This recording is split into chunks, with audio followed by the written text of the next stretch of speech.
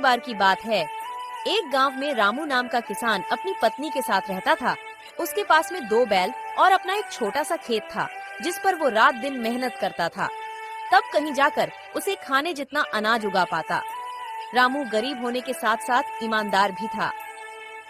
रामू की पत्नी हमेशा अपने भाग्य को कोसती रहती। न जाने किस जन्म के पाप भोगने पड़ रहे हैं, जो इतनी गरीबी उठानी पड़ रही है।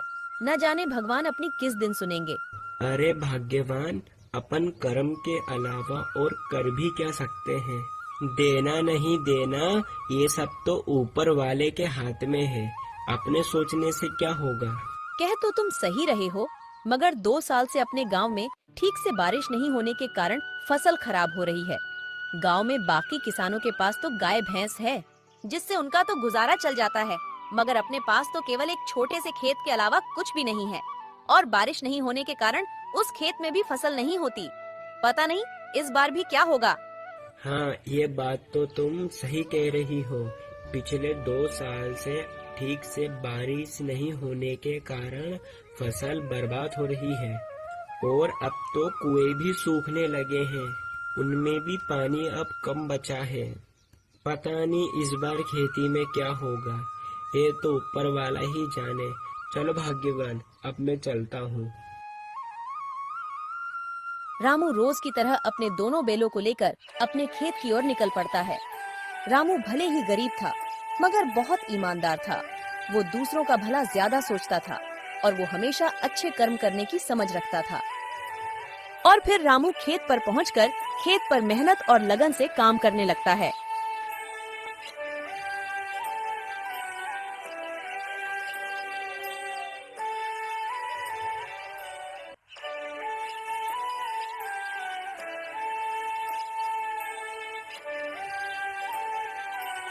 फिर थोड़ी देर बाद, अरे इतनी धूप में काम करने के बाद अब मुझे भूख लग रही है और अब तो मेरे ये दोनों बैल भी थक गए हैं। एक काम करता हूँ, मैंने अपने आधे खेत की तो जुताई कर ली है और आधे खेत की जुताई अब मैं कल कर लूँगा। मेरे ये बेचारे बैल भी थक गए हैं। चलो चलो अब अपन घर चलते हैं। रामू खुद से ज्यादा अपने बैलों का ख्याल रखता था। वह अपने बैलों से ज्यादा काम नहीं करवाता और रामू अपने घर पहुंच जाता। अरे ओ भाग्यवान, भाग्यवान, भाग्यवान, आज धूप में काम करते करते मुझे बहुत तेज भूख लग रही है। जाओ जाओ, तुम घर में जो कुछ भी है वो फटाफट से लेकर आओ। जब तक मैं अपने दोनों बैलों को चारा डालकर आता हूँ, जब तक तुम खाना परसो। इतने ही बीच में उन्हें एक आवाज सुनाई देती है। ये किसकी आवाज है? वह दोनों बाहर निकलकर देखते हैं तो एक साधु महाराज उनके घर के बाहर भिक्षा मांगने के लिए खड़े होते हैं। जो कुछ भी घर में हो, चावल, गेहूँ, बाजरा, दाल, वो मुझे दे दो बेटा। अरे साधु महाराज, हम सब पहले से ही इतने गरीब हैं। हम जैसे तैसे करके अपना जीवन गुजार रहे हैं। ऐसे में हम तुम्हें कहाँ से दान दें?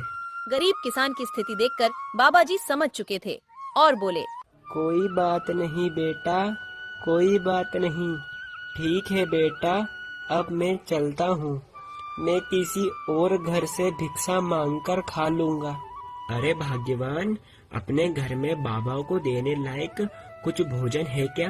क्या अपने घर में कहाँ से आएगा? अपने घर में बाबा को देने लायक कुछ भी नहीं है। केवल थोड़े से चावल थे जो तुम्हारे लिए बने हैं। अगर वो बाबा को दे देंगे, तुम्हें भूखा रहना पड़ेगा। रुकिए बाबा, भाग्यवान जाओ, जो मेरे हिस्से का भोजन है वो जाकर बाबा को दे दो। मगर फिर तुम क्या खाओगे? अगर बाबा को तुम भोजन दे दोगे, फिर घर में एक अन्न दाना तक नहीं है। तुम्हें भूखा रहना होगा। उसकी चिंता भाग्यवान तुम मत करो, मैं तो भूखा रह लूँगा। मगर बाबा को मैं अपने घर से भूखा जाने दूंगा तो मेरे गले से वैसे भी खाना नहीं उतरेगा।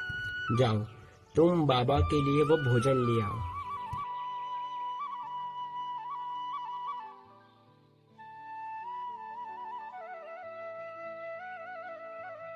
रामू की पत्नी रामू की बात के अनुसार रामू के हिस्से का खाना बाबा को दे देती है।